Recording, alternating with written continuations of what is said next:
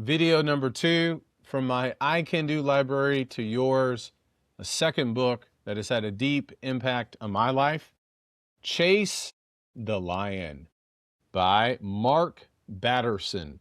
If your dream doesn't scare you, it's too small. I believe I read this in 2016 or 2017, and it says, there are two kinds of dreams that will make you a bigger person, or these are the kinds of dreams that will make you a bigger person and the world a better place.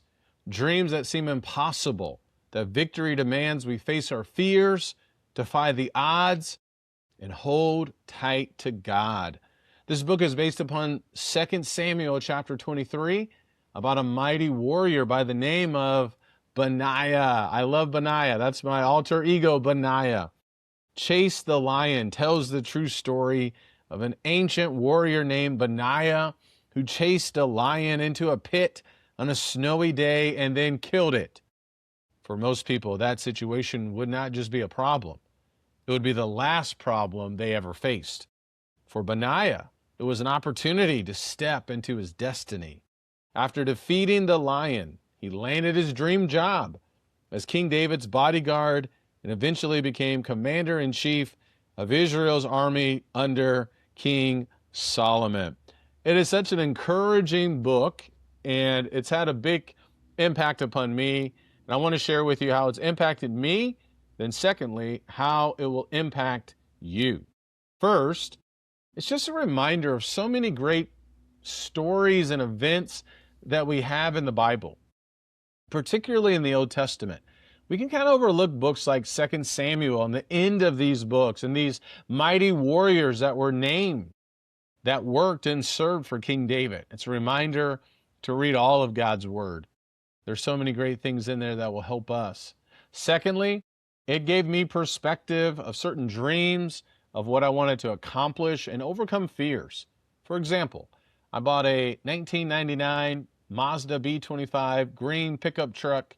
We needed a second car. I think that was in 2016. The only problem, it was a stick shift. I've never driven one, at least at that time.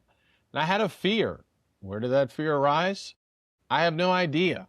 But I just had this preconceived notion I can't drive those kind of cars. But we needed a second vehicle. I bought that car. It was really cheap. And over 30 days, I learned how to drive a stick shift. And I'm so thankful that I did. It showed me, wow, I put some limitations in my own mind that don't need to be there. I chased the lion by driving to Presidio, Texas, preaching in Mexico in Spanish twice later on that year. It was not the best. You can find those sermons, though, on my blog, benjaminlee.blog. And now I appreciate that moment because I chased the lion. I overcame that fear that holds me back sometimes. And so throughout the years, I've had this chase the lion mentality, jump into the pit, go into the places, break through from the fear, uncertainty, and doubt that often hold us back from chasing our dreams. I did that again in 2019.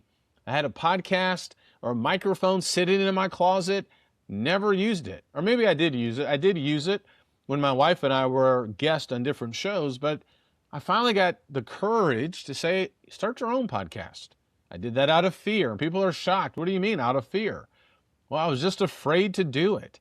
So those are just a few examples in which it has helped me. So how can it help you? First, it's a great book to read. It's just a very encouraging book to read.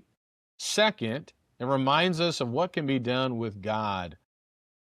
Third, it reminds us that so many of our decisions that we do make are really out of fear.